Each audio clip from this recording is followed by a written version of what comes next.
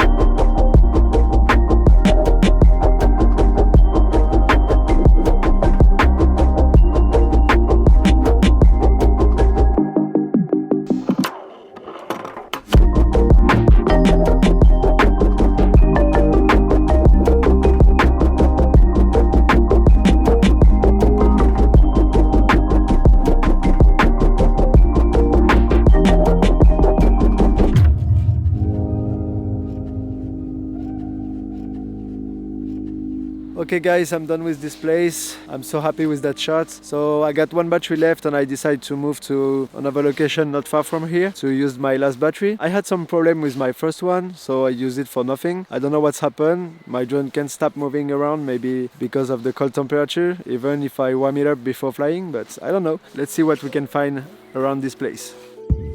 Okay guys, I found another cool place to take off. The view is pretty nice. So I'm gonna put the drone in the air and see what we can find around this place.